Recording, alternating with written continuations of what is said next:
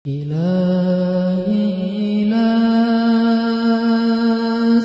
للفردوس أعلى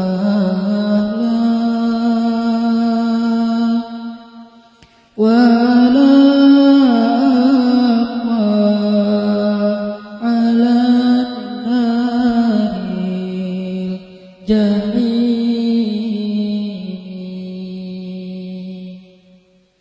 فهب لي توبة واغفر ذنوبي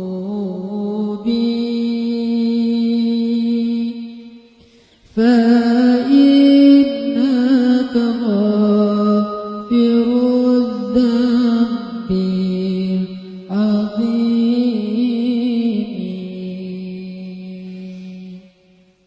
Teman-teman sekalian, bait-bait qasidah itu ditulis dan dirangkai oleh para ulama adalah tentang pengakuan dosa seorang hamba.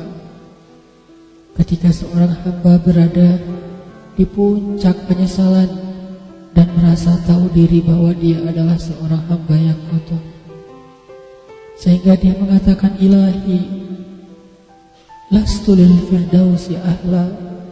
Ilahi, sesungguhnya saya tidak layak masuk ke surga Firdaus. Saya kotor, saya hina, saya penuh cela, saya banyak aib, saya banyak dosa. Sangat tidak layak saya masuk ke surga Firdaus-Mu ya Allah. Tidak ada satupun amal yang bisa saya banggakan sehingga menjadi jalan bagi saya masuk ke surga Firdaus-Mu ya Allah. Kita harus merasa diri kita rendah di hadapan Allah. Itulah kenapa kita sujud. Dan Allah suka kepada orang yang merendahkan diri di hadapannya. Itulah kenapa Allah suka kepada hamba yang bersujud. Seandainya pintu surga itu terbuka dengan kunci amal solih, saya tidak punya kuncinya ya Allah. Saya beramal solih tetapi belum layak untuk membuka pintu surga. Saya sholat, saya puasa, saya tarawih, saya sedekah, tapi semua itu belum cukup untuk membuka pintu surga karena keterbatasan amal solih saya. Masih banyak kesalahan dalam amal-amal yang saya kerjakan karena saya bodoh ya Allah. Lalu bagaimana nasib saya kelak di akhirat ya Allah?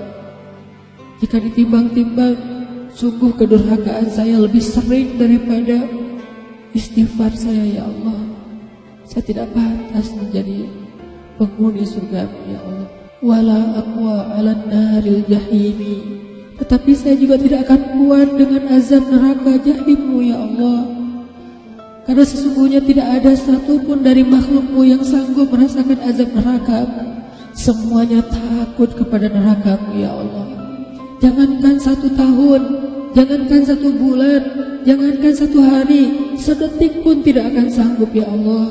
Karena saya mendengar sesungguhnya Rasulullah SAW bersabda, azab yang paling ringan bagi penduduk neraka adalah dipakaikan baginya sendal terompah dari api yang membakar kakinya sampai mendidihkan kepalanya.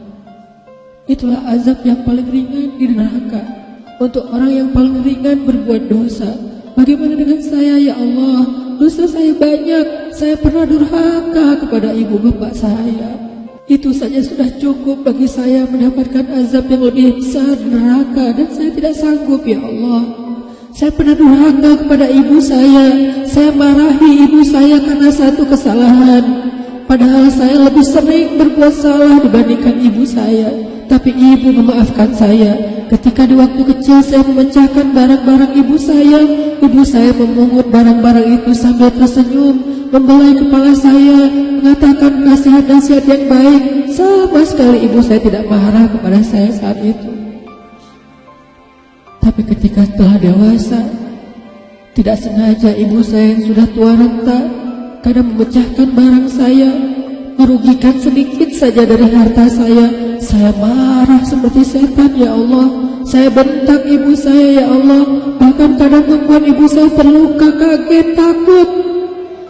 Pantaskah seorang ibu merasa takut terhadap anak yang dia kandung 9 bulan, yang dia lahirkan dengan taruhan nyawa, yang dia susui dengan darah dagingnya, yang dia didik, dia jaga, yang dia berjaga di malam hari tidak tertidur demi untuk menjaga anaknya dari seekor gigitan nyamuk? Pantaskah ibu merasa takut terhadap anaknya sendiri? Cukup satu dosa besar saja durhaka kepada ibu membuat saya pantas masuk api neraka. Belum lagi dosa saya kepada ayah, ketika saya berdebat habis-habisan di hadapan ayah saya, hanya ketika ayah saya menasihati saya dengan satu nasihat sederhana.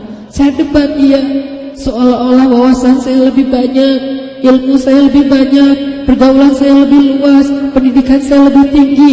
Padahal semua itu saya dapatkan hasil dari perjuangan dan pengorbanannya. Ketika keduanya sudah menjadi tua dan lemah, kadang keduanya rindu kepada saya, ya Allah. Mereka memberi kami pesan, ya Allah. Mereka bertanya, bagaimana kabarmu anakku? Tapi kami tidak peka. Hati kami tertutup dengan ego dan sombong. Kami tidak bisa membaca teks itu dari perasaan mereka. Kami hanya membaca teks mereka dan tidak segera membalasnya. Kami anggap teks dari orang tua kami tidak penting, masih bisa ditunda untuk dijawab nanti sore. Padahal mereka sedang kangen, sedang rindu kepada kami, ya Allah.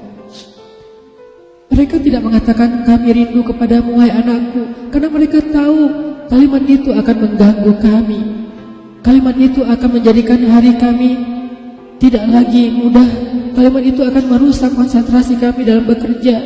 Kalimat itu akan menghalangi banyak urusan kami, sehingga mereka menahan diri. Mereka hanya bertanya, apa kabar kami? Lalu kapan kami berbakti kepada mereka, ya Allah? Sampai seusia ini kami masih merepotkan mereka, ya Allah. Kapan kami akan berbakti kepada mereka? Rasanya kami lupa. Entah kapan kami pernah memijat kaki mereka setelah mereka seharian bekerja. Entah kapan kami pernah memberikan minuman hangat untuk mereka. Kami durhaka kepada orang tua kami, ya Allah. Bahkan setelah mereka wafat, kami lupa mendoakan mereka di dalam salat kami. Harusnya kami disiksa di api neraka, tetapi kami tidak kuat, ya Allah. Belum lagi kedurhakaan kami yang lain, dosa-dosa besar kami yang lain. Kami pernah bermaksiat kepadamu diam-diam, ya Allah. Kami pernah berbuat dosa diam-diam, dan padahal kami tahu itu dosa besar. Tapi kami tidak peduli, kami tidak takut kepadamu. Seolah-olah ancamanmu itu hanyalah mitos, seolah-olah ancamanmu itu hanyalah fiktif, seolah-olah apa yang kau firmankan di dalam Al-Quran itu tidak benar-benar ada. Kami sombong menantangmu dengan berbuat dosa. Banyak dosa yang kami tidak bisa menyebutkan satu persatu, ya Allah. Keluh lidah kami untuk menyebutkan dosa-dosa kami, ya Allah. Malu untuk menyebutkan dosa-dosa kami, ya Allah. Tidak ada yang bisa kami harapkan darimu selain Engkau terima taubat kami, ya Allah. Fahabli taubatan, beri kami taubat yang nasuha, ya Allah. Terima taubat kami, ya Allah. Kami belum berani meminta surgamu, kami juga tidak akan kuat dengan nerakamu. Kami meminta terimalah taubat kami, penyesalan kami, janji kami untuk kembali kepadamu, memperbaiki diri. Teman-teman sekalian, mari kita baca bait itu dengan penyesalan. Kita baca bait itu seolah-olah kita sedang curhat kepada Allah Subhanahu wa taala. Ilahi las fidausi ahla wala aqwa ala nari jahimi fahabli tan wa fi dhunubi fa innaka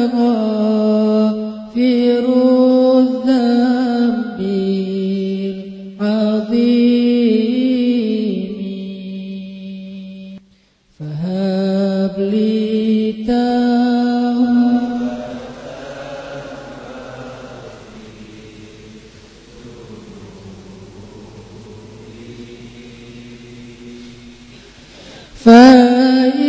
فإنك غافر الذنب